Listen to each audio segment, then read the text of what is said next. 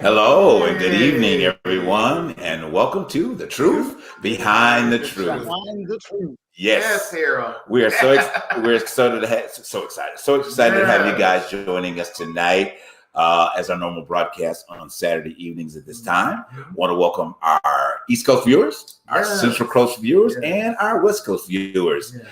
Instagram, YouTube, and get tired of Facebook. I know our Facebook family as well. Yes, and our Instagram when that And comes.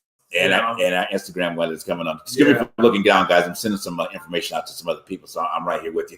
But anyway, a great Saturday here in LA. We've made it past our rain. Oh, I loved it. Oh, I know. It was so love beautiful. every bit of it. I'm Yes. telling you, that's one thing I miss being on the East Coast is the rain. Yes. But the mudslides, I felt for those people who live on, the cliff where, most of the areas that were burnt over the summer.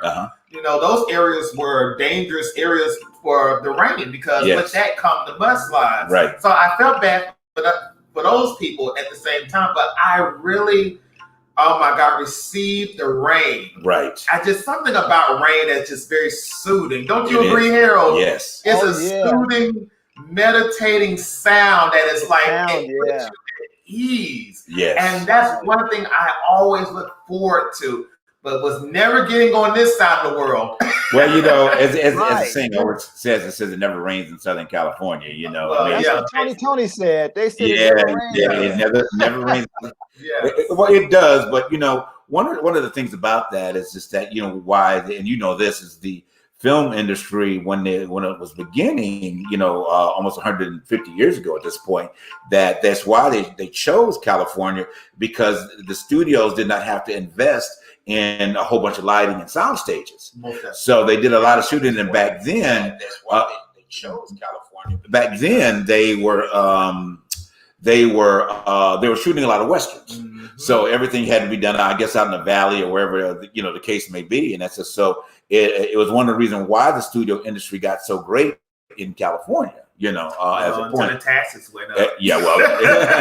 Until taxes went up and all types of regulations. Let's just say it like that. Regulations is the killer of all businesses for capitalism. Absolutely. That's another conversation. Right. But it is what it is. That's why we have so many productions out there in Atlanta, somewhere in Mexico, out there in Vancouver, Canada. Right.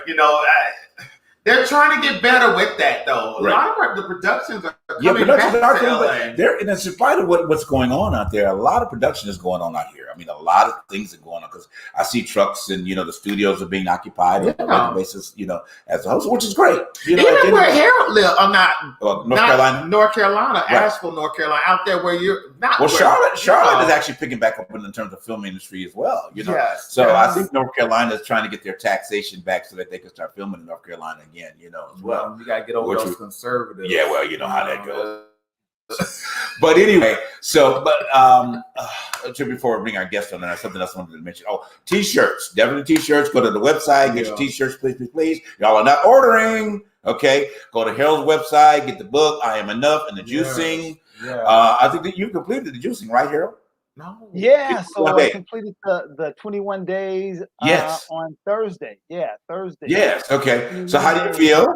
I feel amazing. Great.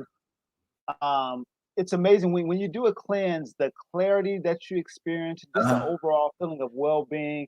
You lose a few pounds, but the goal really wasn't about losing weight. It was just really about detoxing and feeling better. And so, so many people who participated talked about, how great they felt and looked. The skin was glowing.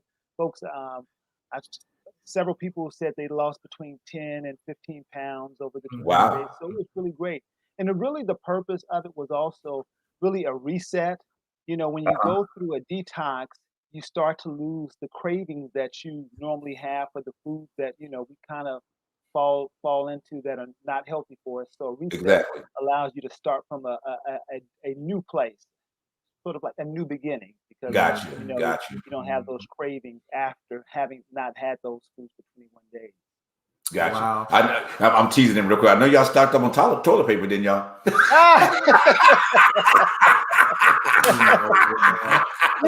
cleansing.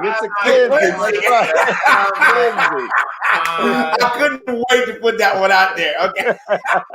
But you know what? There is. I don't know who I was talking to. I might have been talking to my good friend Charmaine from Atlanta. But we were talking about this new craze that's going. That's now there's a momentum in vegan soul food restaurants. Not only in soul food, but in burgers too. Yes. I think, in places like Atlanta, Charlotte, North Carolina, even places closer to my home, Birmingham, Alabama, this craze, and I'm so happy that in the African American community, when it boils down to our health, especially during this time in, now COVID, that, because COVID is really waking people up to what you need to not be eating and what you need to not be putting in your bodies. But I am so happy that as a community, we are now accepting healthy options when it boils down to what we eat and what we drink. Gotcha. Because it's coming. That is coming. And so there's some celebrities like my girl Fantasia from North Carolina who is pushing that agenda too. But that's what I wanted to put on that subject because I'm just happy that momentum is building. Right. It's building. Good. All right. Without further ado, we got to go home. Okay. We got a great show in store for you guys tonight. We are in this series, Men Have Voices Too. I am so excited. Oh my God. If you guys missed last week's show, wow. I'm going to say wow, because the nuggets that will drop, ladies, get your man in front of your computer or in front of your big screen TV and make him watch this show. Yes. Single man. Your sons. And your sons. Exactly. You need to be paying attention to this series. We're doing a short series on Men Have Voices Too. I'm telling you guys, when we wrap this up, our goal is to inspire manhood. That's right. Okay, and build a brotherhood up among all men, not just African American men, please. Now, this is about all men coming together and having a conversation. But without further ado, tonight I'm so excited. We're so excited, to bring to the show tonight that's going to be participated in this and this conversation that we're having about Men Have Voices Too. My friend, my brother, one of the guest stars that has been on Greenleaf. Yeah. All right, everybody's favorite church show. Okay. I want to bring to you through the show Mr. Parnell Malcolm. Yes. Whose name did you just say? Oh, well, I'm sorry. I'm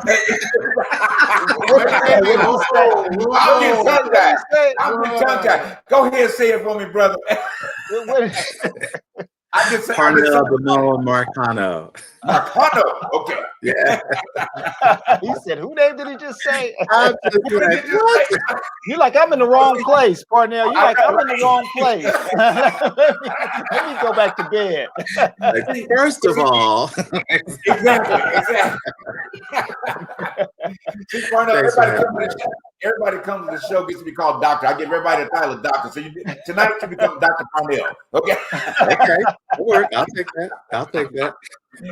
So we want to welcome you to Truth Behind the Truth, brother. I am so excited, and for the exchange that we've had over a period of time, and what we have, and now we're all together here in LA. Harold out there in the East Coast, but anyway, he'll be back in LA soon.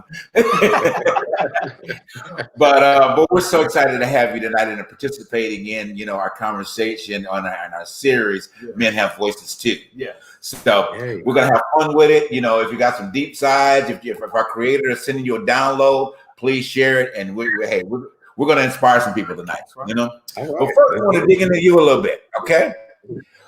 Tell us how it was on the seasons of Greenleaf. Oh my gosh, that we hated. The world hated to see the show end. You know what I mean? My adopted sister said to say to you, you need to tell her to put it back on. I said, I wish he had that power because he want to work like everybody else. I wish I had that power because we should have ran for a couple more years and I'd have made myself a series regular. Absolutely. So tell us about how it was working on it. It was amazing. It was a fantastic experience. I mean, it was the first time I'd been a recurring guest star. Okay. So that was, like, oh, I'm not just, here, say a couple of lines and then you never see me on the show again. Right. Well, and that was fantastic. And that, you never know how long you're going to be on a show. And so to look back and, 5 seasons went past And I just was kind of like, it's life-changing in a way that I used to joke, sorry about this fire alarm thing, the smoke alarm thing, I guess needs changing. I just did it, but this is why I don't have a gun, because I shot that thing. But back in the day, you know, I worked at both Disneyland and Universal Studios, and I would joke, I said, I think I must be the most photographed unknown person in America right now, because, you know, thousands of people are taking my picture, but they're like, they have no idea who I am. All of a sudden, I'm on this show, and I'm going, you know, people are on the plane going like, oh, it's the choir director, you know, you know, or I come to the airport security like, oh, that was wrong. They did you wrong. You need to sue that church for that. You know, all this stuff. You know, suddenly I'm a recognizable face, you know, and it really was surprising, because, you know, sometimes I'd be out somewhere and my husband is with me and he's like, why are people staring at my husband? What's up? You know? And then he's like, oh, the show. And, you know, we engage in these conversations, and, you know, being able to be asked to be on shows like this where people, you know, want to hear about my experience and, you know, maybe hear my little 2 cents on various subjects, you know, it's kind of like, oh, wow, this is great. But it also is a responsibility to pull up, you know what I mean? Yes. And be more than just, because, you know, so many people, oh, you're just an actor. And I'm like, well, before I was an actor, I was a person in the world who paid attention to things that were going on around me. You know, acting is just a part, is what I do. It's not all of who I am. Right. Very good. Very good statement. I like that. I like that. Beautiful. Hey, you know, go ahead, Parnell, so when did you know you wanted to be an actor? Kind of always. Acting, let me take that back. Singing was first. That was the first thing. I always loved singing. And I was named after Pernell Roberts and Vic Damone. Oh, wow. Vic Damone. Right. Yeah. The late great guy. Yes, exactly. Yeah. And it's one of those things that I remember hearing his name and I didn't know. Like, oh, Vic Damone, he's got my middle name. And then my mom was like, you're named after him. Like, oh. Wow. And so I would always sing and dance all the time. And acting really came in really around high school was the first time I started acting, because I was really kind of a shy kid. Okay. No, I would sing around family and stuff, but as far as like, you know, how like some of these people, oh, I was in talent shows from the age of 5. Right. Like, no. But I would do talent shows with my sister and we would dance. Because I was shy to sing in front of people. But I would dance like, oh, dance, I don't gotta say nothing. Right. But around 6th grade is when I really started singing.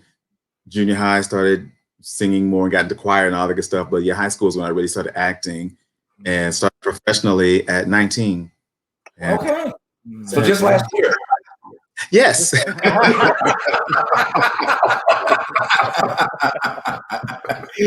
Got you. You know, okay, 15 years ago, because I wouldn't go back to being under 21 ever. Right. Okay.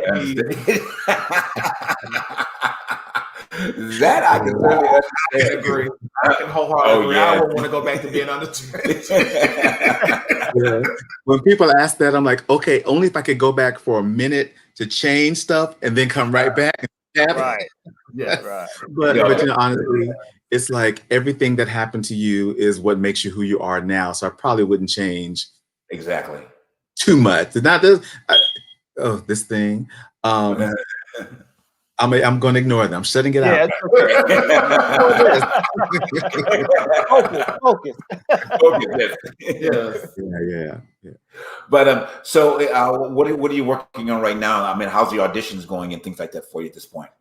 Auditions are going great, actually. When we finish up this tonight, I have a friend of mine who's helping me read for an audition that is due tomorrow. Okay. Got another due on Thursday. So things are starting to pop up a little bit now, you know, because everything had been shut down during the pandemic, you know. So I'm like, it was a rough year. Yes. You know, yes. When everything you do stops, right? Like, exactly. I don't have nothing to do but sit down and watch TV and eat. Right. But you know, it's been kind of tight on what they call it, independent films. Right. Here in Hollywood, here in California to be exact. Yes. It's just been very hard on those films than it has been on big budget films. Right. You know, people who are trying to find work, trying to do more, you know, PA jobs. It's just, you know, because of the regulations now here in LA where, you know, it had gotten bad. I think they're now trying to lift it a little bit, just a little bit. Well, yeah, I know recently they said that the potential they were going to have to cut back on some of the filming because of, you know, COVID got on the rise here once again, you know, but thank God our numbers are coming down. You know, they are coming down because, you know, the restaurants and everything are open back, you know, for outside dining, things like that. So the numbers are coming down. So probably it may not affect the industry, you know, because I know the industry, they were making sure everybody was tested 18 times before you got on set, you know, you know, and all of the above, you know. And I think that's just not to celebrate our victory over it, but, you know, because I think I shared with you, Pernell, and Harold knew that we both had COVID, you know, at the same time, you know, and it was rough. And I'm gonna tell you, it was really, really rough there, you know, I mean, and going through it. And we were surprised, you know, at the fact that being at one point essential workers, you know, out there is so long for over a year. You know, when it started to now, all of a sudden it's like you got it. You're really amazed. But we're really thankful, thank God, you know, that it wasn't a worse situation, that we're really feeling good at this point, you know, and going forward with that. Yes. But anyway, we're gonna take a quick break, okay, and then we're gonna dig into tonight's show, talk about Men Are Voices too. Okay.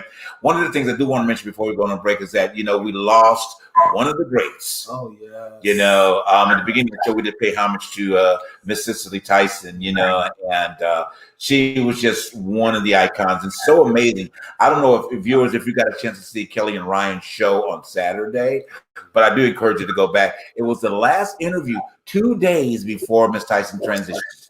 That was just so amazing. I was breathtaking by that. You know what I'm saying? At that particular month, I wonder if she knew. Well, she was transitioning 2 days earlier, you know, after that or whatever. But it was that's just powerful. And how much time they gave her to talk? Yeah, absolutely. They didn't really interrupt her. No, not at all. They didn't not at all. her. It's a beautiful interview, you know, and she was so articulate and poised, you know, behind it, you know. Yes. And lastly, before we go to break, is that I had the pleasure of working with. I spent 2 weeks with Miss Tyson on a bus.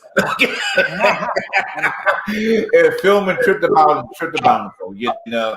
So I did, you know, and I feel honored that I had the opportunity to spend that time with her, you know. That was my first Broadway play. Oh, seeing her? I saw her. That was the very first Broadway play I saw in New York when I was still in college. I saw her version along with Vanessa Williams and Cuba Gooding Jr. And Rashida Rashad's daughter played the part Keke Palmer in the movie. She played that part that night. But oh my goodness, I was in tears. I never thought I could cry, but I cried that night. Wow. It just, you know, when you see somebody like that you've been seeing on TV for years, display that wealth of talent there on the stage the way she did that night. Right.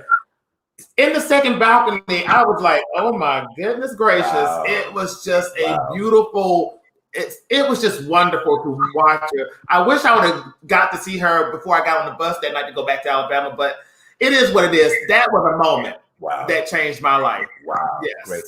All right, guys, we're going to take a quick break and we'll be right back. Yeah.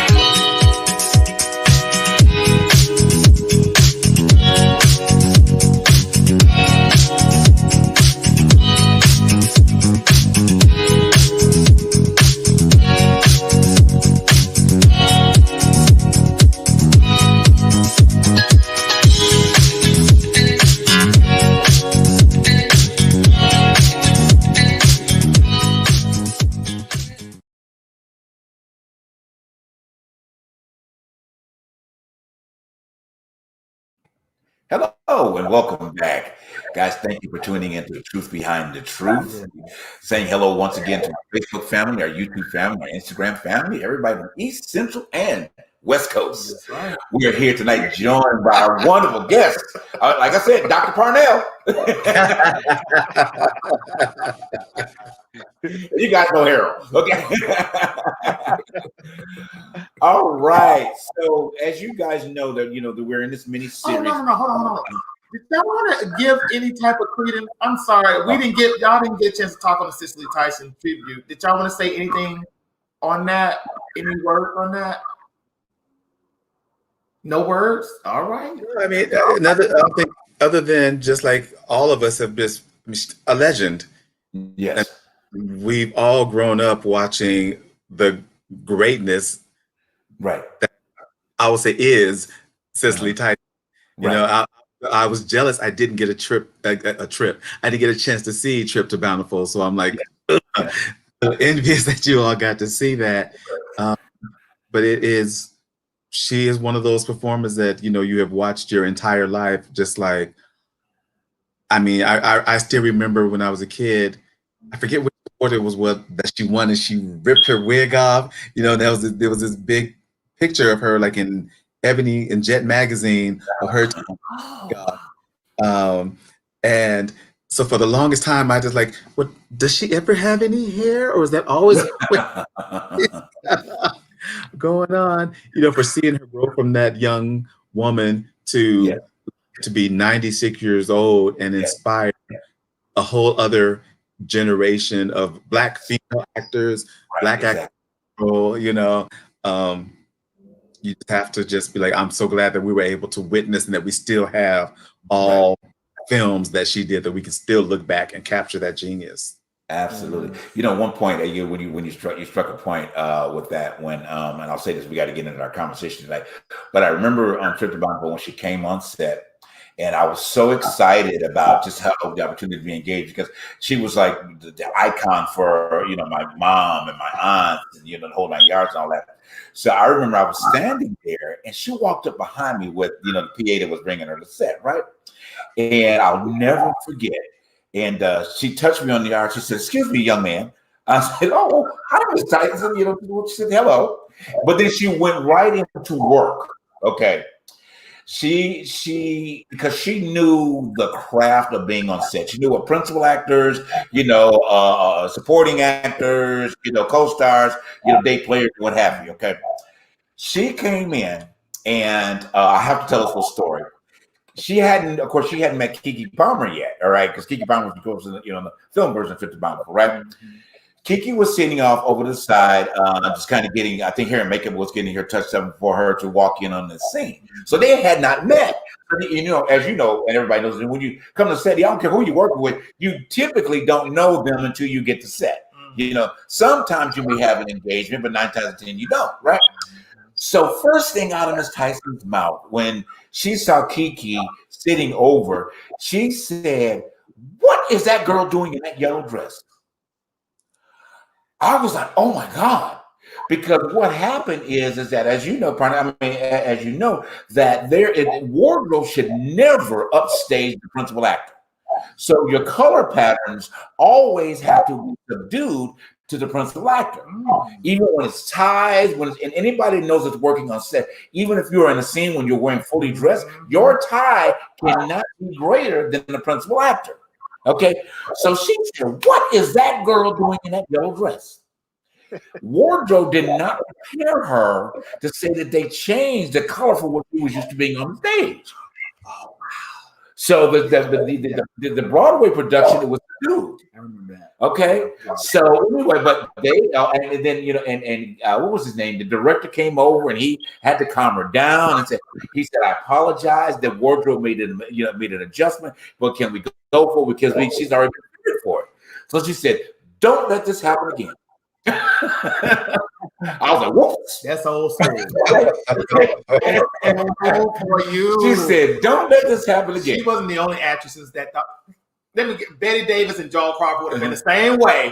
Because I heard stories in their situations too when it came down to younger actresses. They had to be producers and directors were put in their place when they felt like a younger actress was upstaging them in some way. So that's old school. Yeah, that's old Hollywood school for your tail. Yeah.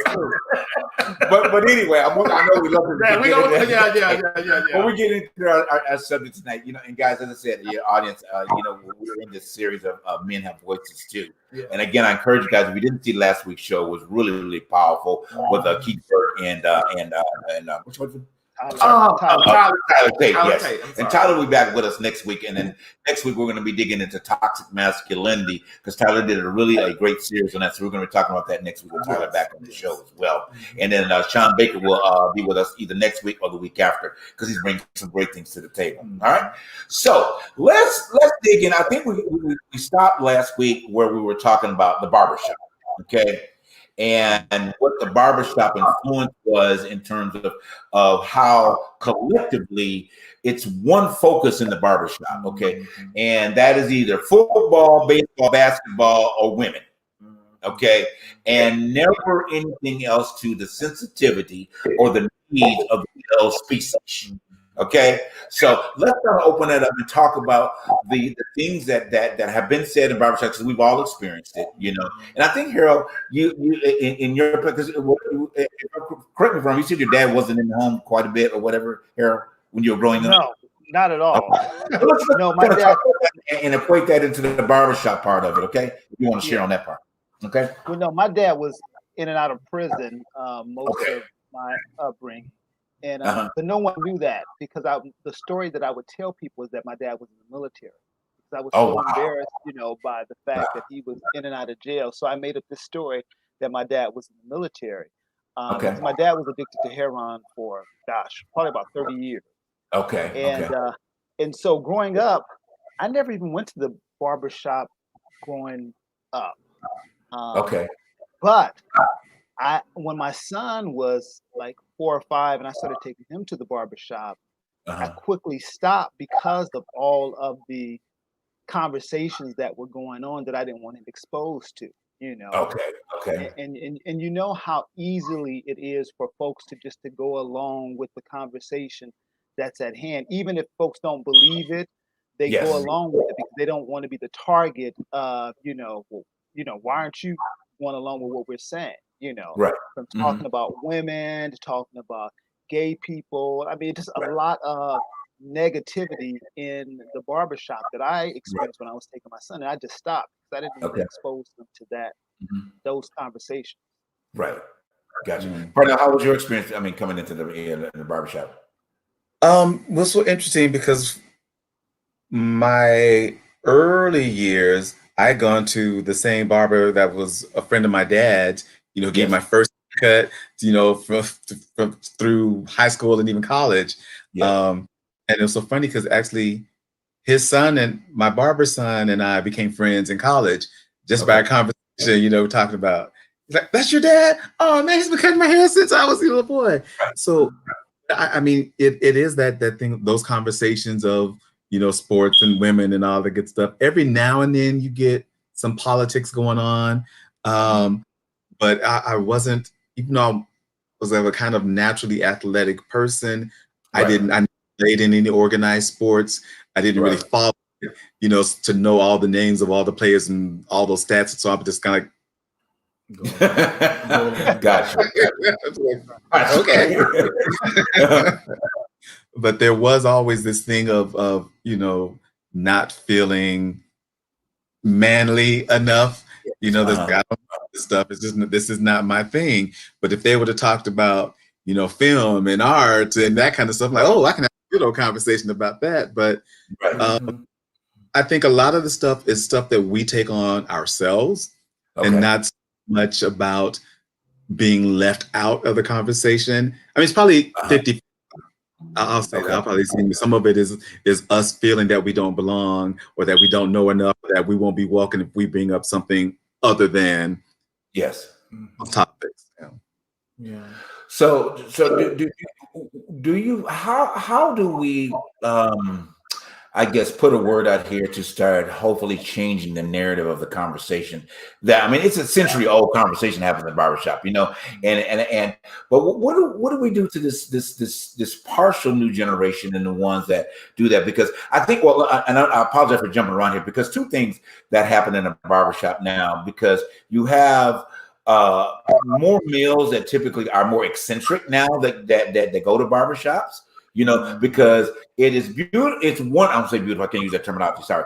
Wonderful to see that you have manicures that are being done in barbershops now. You do see facials doing in barbershops at this point in time. And the grooming process has, I think, resurged itself.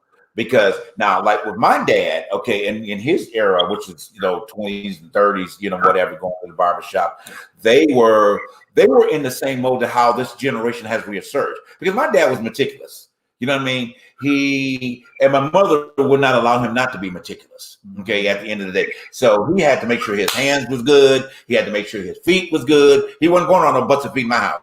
Okay. Because, you know, and then and I always like to tell the story of my father is that because my dad was a very hard worker. Okay. He delivered ice, you know, from the 50s throughout the 60s, you know, whatever. And he drove, you know, semi trucks and doing so. So, but in pulling those 50-pound tall blocks of ice that they used to have way back in the day. So he would develop some sort of a calluses, you know, how you in the gym, you know, when you don't use your weight or, you know, whatever. So he developed that calluses on him. But my mother was so caring because she told me, you ain't putting no rough hands on me. Okay. You know, so, you know, at the end of the day, so what she would do, you know, and women, I encourage you to do this, she would massage his hands, you know, she would get all of the things that, and back in the day, there was this lotion called Cornhusker or something like that. It's still, oh, yes. So it would actually smooth anything out, okay? But she would rub his hands. You see what I'm saying? And he would shave. He had great skin, you know. And this had been a practice, you know, of something that he had growing up, you know. And I believe that, like, my grandfather did that as well, because my grandfather, that I can remember, was a very meticulous man. Oh, you know what I'm saying? So you know. But it should start with high expectations. Absolutely, absolutely. Like you said, your mother put that on your father, right, that he had to have smooth hands, nice feet, right, great skin. You know, he was meticulous. I feel like, you know, you want that. You would want that for your partner, whoever that you are with, right, man, woman, whatever, you know, these days. But you would expect that. But that sometimes those conversations, if they are being had in the barbershop or anywhere in the community or whatever community that you live in, you know, you don't hear too much about that. Right. I know for a fact, growing up in the South, I come from a small hole in the wall hamlet, whatever you want to call it. Those things are not important, right, unless you come from somebody that is taught in the household from Absolutely. Women or from a father who is about his hygiene, about his appearance. But my going to the barbershop, I did not learn too much about hygiene. It was, like you said, Parnell, about sports, about women, about, you know, what to do and not to do. Sometimes when it came down to sex and all this stuff, you learned that, but you also learn in situations like that, that you're different, that you are cut from a different, you know, cloth. You know, I did not know, you know, I knew growing up that I was unique. In the way that I talked, in the way that I walked, but I did not learn that until I went into a barbershop on my own. Wow. You know, you learn, you pick up on certain things, you know, growing up, and you're like, oh, wow. So I do need to be like this in order to, you know, to be accepted, in order to be wanted, to be mentored, because this is what they're looking for in the community. But there is a downside to that, because you start to lose oneself. Right. We talk about authenticity on this show all of the time. Authenticity, I feel like today, is the key to happiness. You need to know who you are, but being around a group of men who could be your grandfather, who could be your father, your brother, it dawns on you when you're in a situation like that you have to be one of the boys. That's why nowadays, if I was to walk into any barbershop, I don't really listen to the conversation. I put on my headsets. That's just me protecting my spirit. Right. Because I feel like I have come to the realization that Okay, fine. It is what it is. I know of the environment. I've been around the environment long to know what you're going to talk about, what you're going to protect. That's not me. Right. So I'm going to protect my spirit and protect my authenticity and put on something that I want to hear, other than what you're talking about, which I know is going to be down. It's going to be just downright ignorant. Right. But that is, you know, you just got to learn to know yourself in situations like that, and that's. You're talking about the generation that is coming up. I'm glad that there are men that are coming up who are learning now that they can be eccentric in their appearance and their approach to things and their hairstyles and their clothing. I like that. But there had to be a movement within that that had to get away from that mindset of this is what a man should be. I'm a man. So that being a good point, you know, right there. So, do you think? And I'm being candid, but being funny at the same time. Do you guys feel like there's something in the water? I'm not really literally in the water, but this shift that this I won't say Gen X, but really say the millennial and Gen X generation has really been more accepting, you know, of one another, you know, because the majority of the time with them. And I think for the mature side of us being here is that because we do come from that barbershop mentality. The baby boomers. But, the baby boomers. Yeah, the baby boomers. But the baby boomers are typically the ones that influence, supposedly should have been influenced this generation. Where do you feel like that there, and this is a general question, where do you feel like that there has been a shift or a cutoff? What do you think that influenced this now generation to say that, okay, I'm about me, you know what I'm saying? I'm going to put this in, don't clean the nails and take a bath, because some of them still don't do that, but that's a whole other story. but those that do, that we're accentuating right now, you know what I'm saying? So what do you think that they have moved from that? What do you think this movement has happened? What do you guys think? Oh, I think the pendulum, like in all things, swings back and forth, you know, because when you look at the history of masculinity and whatever that was considered. I mean, there was a time, you know, guys were rough and tumble and all the good stuff. And then as economics and stuff changed, that you had the upper class guys did all the pampering, you know, wore makeup and wigs and the extravagant clothes, you know, stuff that, you know, we would look at them now and just think that every man back then was gay from what they were wearing, you know, with the high heel shoes, that stuff and the tights and everything. And then it kind of swung back again towards, oh, men don't wear pink. Men don't wear this. Men don't do all these things. And men don't take care of their hands. So that's woman stuff. Or you were soft, you know, if you took care of your hands. You're pampered. Oh, he doesn't know what it's like to do a good, hard day's work. And it became this whole thing of this John Wayne syndrome, you know, that men don't lie and men don't express any sort of emotion other than anger and dominance. And, you know, you can't smile. Picture all this craziness, and now it's kind of coming back again where folks are like going, but men are full human beings, you know, masculine and feminine energy all come to make every person that exists. And come back, Harold. Was it something I said? Probably he'll probably be right back, but go ahead. Where we started getting people who started claiming their right to an individual expression and thought process. We're like, you know what? My dad was also one of those who took care of his hands. And so when he said the Cornhuskers, I started laughing. It took me right back. I remember my dad always had Huskers because he was a truck driver. Right. Okay. You know, he took care of himself. My dad was always dressed nicely, you know, always very well groomed, the Cornhuskers. And I remember hey, come on back, Harold. I was like, he's mad at me. I'm sorry, Harold. That's my Wi-Fi. I got bad Wi-Fi. It's not good. It's not good. But I remember my dad used to, you know, he'd give a manicure and he would, you know, do his nails with clear fingernail polish. So they had that nice little room and everything. And so as a teenager, I emulated my dad. You know, was always cutting the nails and manicuring and making sure that they looked nice and a clear coat of polish so that they were, you know, always looking good. And now that we see so much has changed. Yes. You know, people are free to, and not just as far as people being open about their sexuality, but just your everyday person is just like, you know what? all this stuff you're talking about that a man can and can't do, I don't agree with that. Why can't I do this? Yes. You know, why can't I, as a big, strong, strapping, 100% heterosexual man, wear a pink shirt if I want to? Why should I not wear it? Because, you know, people say, well, real men wear black. Real men wear whatever the hell they want to. Exactly. You know, go ahead, Harold. Go ahead, Harold.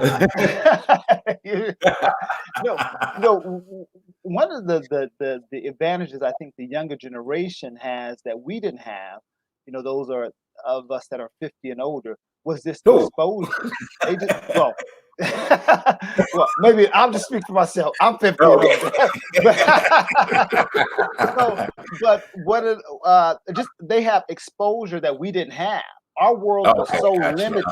You know, back in the day, we had 3 channels, you know, to watch, and we didn't have a lot of exposure. So we only knew what people in our community was telling us. The younger generation has a lot more exposure to information, and they see, you know, the real. We didn't see the real. We just saw what was in front of us. Yes.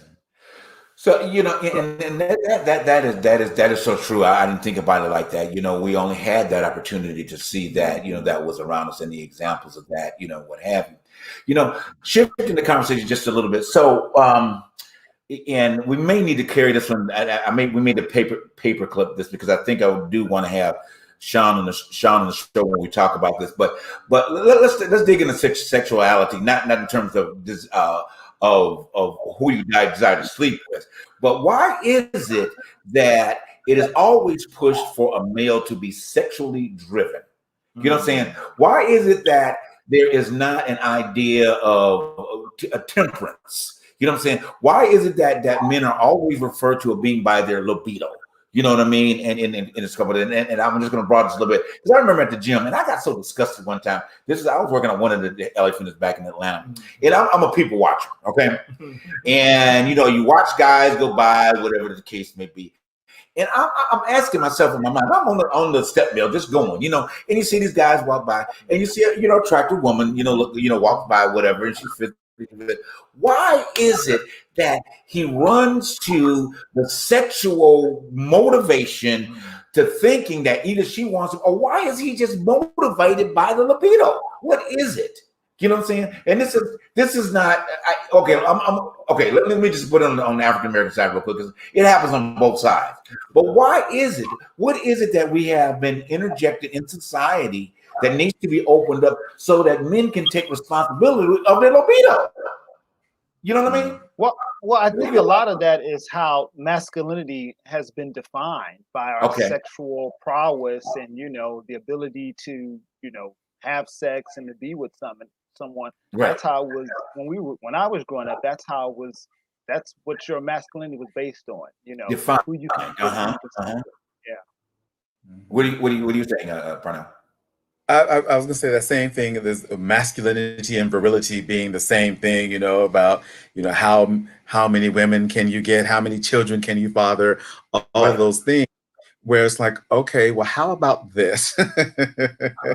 Reel that back in a little bit, and I think a lot of it stems with a lack of respect for women. Exactly. Okay, I was going to say that. You know, and it's you know, it's this whole thing about we've got to shift the conversation from putting the onus on women. Well, don't wear this and don't do this and don't say this to a man and don't do this. Well, let's shift it on to men to be responsible for how they behave towards women, how they regard women. You know, it's just like I don't know if you guys saw the woman in New York who was attacked by these guys because she was at a liquor store and she was wanted to buy a bottle of wine, and the guy was like, well, let me buy it for you. She said, no, thank you. And this went and attacked her and bit her to bite her eye out. Oh my gosh. You know, they're attacking this woman, kicking her just because she said no thank you to him buying her a bottle of wine. I'm like, she doesn't owe you anything. Right. Like, and I was like, now where did you get it in your mind that you could attack this woman because she said no thank you? You know, so it's like, so now we're telling it's not safe for a woman to say, oh, thank you, that's so kind, without a man thinking that he can take advantage of her. Oh, well, I bought you a bottle of wine, so that means you got to give it up. He does like, or now it's not safe to say no, thank you. Right. So it's not on what women have to do. It is on what men have to learn, whether it's coming from fathers, uncles, just guys in the neighborhood, straight, gay, rich, poor, young, you know, all that stuff. This message has to go all across absolutely the male species of understanding and respecting and uplifting women. Right. So oh, go ahead, Harold. Yeah, you know, I remember when I was in college and me and my buddies would go out to the club, and afterwards we would compare who got the most numbers. Like that was like that somehow dictated our value. Like, oh, you got 4 numbers, I got, you know. And I think we just have just a skewed idea, because for many of us, no one, if you grew up in a fatherless household, no one really role modeled what manhood was, what that looked like. And so we just took the clues from the community. Oh, to be a man means to have a whole bunch of women and to date and disrespect women. That was how it was defined. And so many of us just didn't have those role models. And so we just picked up from the neighborhood what other folks were doing. Right. So I know you got a point. So you would say that, you know, basically the need, you know, in the community, even now, you know what I'm saying, for those role model figures, and not the role model figures that most of these young people gravitate to, which is these rap and these hip hop artists. Okay, because right now that's a piss poor example of what men should be, you know, at that, you know, at this particular point in time. So we've got a kind of a mixed confusion that is going on, that this message is constantly sending out there. You know, I know you had a point. I want to bring this up real quick and make a point. I remember when I was working for CBS, and you know, I'm the type of person that I always take responsibility, or do my best to take responsibility, especially when someone comes in and I see a need to educate. You know, be it a younger female, younger male, or whatever the case may be. So I was back, and I was working for CBS. I think I told you about this. I was working for CBS, and this young guy came. I'm gonna say young kid. He probably between 25 and 30 came in, right? So he was looking at condoms, you know, at the end of the day. And at the same time, he was looking at some, I guess, lube and all. We're not shame on the show, so you know, lube or whatever the case may be. So he asked me. He said, "Well, man, what do you think? What is the best? You know, the best opportunity here?" And I said, "Well, you know, it depends. Look, I told him, I don't know what you got going on down below, but but you need to make that choice on your own. I don't want to tell you something that's going to be fit too tight. We need something better, okay?" You know what I'm saying? But see, that was my concern. But he laughed, you know, because I'm always trying to, you know, create the ice. But what I did start to him, I said, so let me ask you a question. I said, now you're investing in these products, and great, and I applaud you for that because you're taking responsibility. But I said, had you thought about what your female partner wanted? He was like, no. I said, here's the thing. Stop being concerned about what your task is to, what you want to accomplish in your engagement. Okay?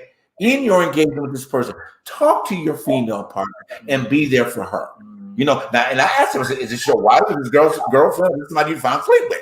Okay, you know, so he was just like, well, you know, we've been dating a little bit, okay, at the end of the day. So I said, okay, you know, and I'm not gonna tell you not to, and you know, and you too, that's just not my place. You got to take that responsibility on your own. However, don't put this woman in a position that if you feel like you don't want to be with her, you know, and then you leave her and you go looking out for a virgin, you're wrong. You know what I'm saying? Because now you're putting her over here considered damaged goods in most cases. Okay, at the end of the day. All right. So you need to think about what you're doing to this, okay, and what you're bringing to the table. Then I got into the point where we did a show a little while back on soul ties. You remember that? Oh yeah. So in the understanding that this is a fuller education, be you young or old, okay. When you have a physical intercourse engagement with someone, you are creating a soul tie with that person. Okay.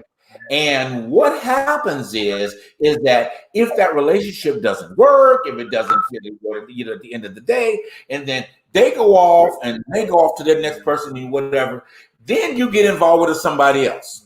Okay, not realizing you haven't allowed yourself the opportunity to purge from that, meaning that singleness is bliss for a certain period of time.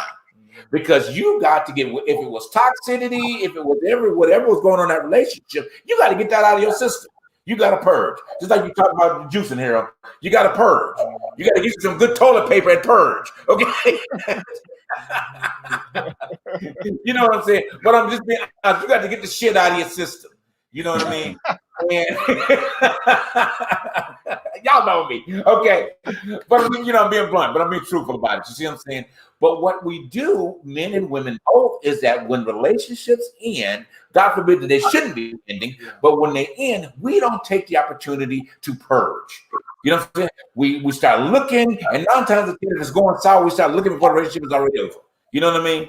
So then we set ourselves in a position that we invite somebody else in to somebody else's space that they hadn't even got out of the space yet. You see what I'm saying? So with that, we've already created that soul tie with that person out there, wherever that may be. So next thing you know, okay, oh, they look good, or he look fine, or whatever the case may be. Oh, he banging, he on Instagram, and she on Instagram, and all that type of stuff. But now I got my opportunity to try it out. Okay, well, in our trying out goes back to what you talked about earlier, Harold, not the responsibility of sexual behavior. So I'm gonna try this out. So guess what? It ain't gonna be like Joe or Mary or whoever else that you just spent a couple months when you want to get rid of. It's not gonna be like them. So, oh wow, they don't do it the way such and such did it. Oh, it don't feel the same way what they did it. Okay, or whatever the case may be. Number one is that you still got a soul tie. Okay, and then if you haven't purged yourself and you've been this type of person that sleeps with, okay, and never purging, you got Joe, you got Tom, you got Harry, you got Mary, you got Sue, you got Rebecca, and you got Frequisha. Okay, that's why sex is overrated. Sex is overrated. It is. It's very overrated. Let me finish one. Then you can go there. So, with that being said, and this is the educational point right here. This is the organic moments, guys. I hope y'all guys are paying attention to this. Men strongly and women in both. Okay, this is your responsibility. You understand why you don't have solid relationships because you ain't got the shit out your life. You see what I'm saying? And what happens is you get up, you pick up, you pack that damn Louis Vuitton and that Gucci, okay, and you go to the door and you bring it with you every time, okay? Unpack the Gucci, put it in the closet, okay? Go with empty bags, okay? So that you can be hopeful and be able to pour something into your life that you guys can be developed as a whole. And if that person that you start to see, if they ain't there, let them go. Okay, let them go. Because at the end of the day, they're going to be bringing everybody else into the relationship. Well, he ain't acting like this, or she ain't doing it that way, or da-da-da-da-da. Okay? So that's my lesson for tonight, y'all. All right. So men and women both. All right. So go ahead, man. I'm gonna keep saying this, and I figured this out before. I mean, in the midst of me finding who I was, in the midst of me finding my true authenticity in my sexual orientation, that sex can be a little bit overrated, especially within the generation that I'm in. I do call it X generation. Sex is all over the place. It's so all over the place. It's just so much on your timeline too. We have all these challenges that are coming up called the silhouette challenges and stuff. Me and Iz was joking about that because it's now beginning soft porn. But you know what? It's so funny. When I was growing up, and I grew up with a single mother, my father was not in the home, but we had our uncles. And you get the ideal from some uncles that sex is something that is very loose. And it's all over the place. Whatever somebody's willing to give it up, they will give it up to whoever. But you know what? I didn't fall into that trap, of just trying to figure out, the situation of being just flinging it everywhere. I'm so old school with it. And me and Harold we joked about earlier that you know what? I feel like at the end of the day, you talked about soul ties. I felt that. I felt that one time. I felt, meeting somebody, just some random stranger, and going at it, and you meeting some, it just didn't feel good. Right. And I think that's what it is. I don't know if it comes to a psychological meaning of the mind that, you know, this is not the right situation, but some people just, and I don't know if it's a masculine thing, but to be honest with you, as Black men, it's been ingrained within the community to just keep going, keep doing. But, you know, this country was built as a stereotype, as a stereotype on Black men to be sexual deviants. Well, and I'm not trying to go into that, but you know, it's just the fact that, you know, you learning your history, learning your culture, learning where you come from, and a situation where, you know, as slaves, we were forced to have sex with women that with the women that could have been the same size as the men, and were forcing homosexual acts. And the fact is that, you know, after that, I don't know how it was during the Harlem Renaissance era, there was a sexual revolution that was coming about where homosexual men in the Black community were finding their way through art, through music, through form. You know, we were finding our way until that was stamped down, you know, through McCarthyism, through all of that craziness. But, you know, it's just the fact that once you know all of this and learn all of this, you start to think differently about sexual behaviors. You know, I had to remind myself, okay, Dallin, this cannot just be some good time. It's just got to be real. It has to be It has to be a real thing. And I think that's what scares me about this new generation that is coming. I don't think they understand, especially with the men. I don't think they understand what romance that comes with the sexual act. And I think that is so missing in our movies and our music and what we display, what we see all the time. We see the final act, but we don't see the romance. Absolutely. And that is what is wrong with the masculinity that's going on right now. We're wanting to jump into the bones, but not be sensual. And that is what's wrong with us as not me, with certain other men. Sensuality is missing within the masculine situation. And I think that's what needs to be taught through it. It could be taught through a woman, I could be taught through a man. But that is what's missing within the scope of our community. So you say that the sensitivity of that, and men have been, typically African American men have been programmed not to eliminate the sensitivity of the experience. Well, you did ask that man. You did ask him that question when if this is something that your woman would want. The same that you would ask a gay man if this is what your man would want. You know, people don't ask questions. Like you just all of a sudden go buy condoms and we're gonna get it on. Some people just not in that frame of mind. And that's what's called date rape. And sometimes that is what's called rape in some marriages. Some marriage couples who are not attuned to wanting to have sex that night, some marriage couples force themselves onto their partner because in that moment they just want to go at it. And I'm sorry, that's consensual rape. Very, very. I mean, honestly, good point. That's right. I mean, it is. You know, and I think that, you know, the word, and we'll kind of bring it into a close with this point, and we'll pick it up again next week. Is that temperance should be always the focus. You see what I'm saying? Temperance should be. How do you learn temperance? How do you learn the fact of resisting? Just because you have an erection does not mean it's time for you to have sex. Okay, it is just the wind blowing here at the right time. Okay, you know, at the end of the day, it does not indicate that. But you know, again, programming, and we'll dig into this a little bit more next week. You know, on our conversation, what's been programmed in our minds about that, and digging into that, and hopefully we can bring a little bit of a revolution. You know, about that. Do you guys have any closing points, Parnell? Do you have any closing points we talked about tonight? Oh my goodness! I was laughing because we were talking about the silhouette challenge being soft porn. I'm like, the things I've seen wasn't nothing soft, but I know, right? I was like, oh, that's what we're doing. That's what we're doing now. Okay. But I think what it is, a little bit of some of it is the immediate gratification of sex. Right. Yes. Now, I mean, swipe left, swipe right, and you can hook up at a moment's notice, really having to get to know a person. Right. And it's the thing of understanding, okay, are you having sex because you're lonely, or you're bored, or are you having sex because you really feel something for this person?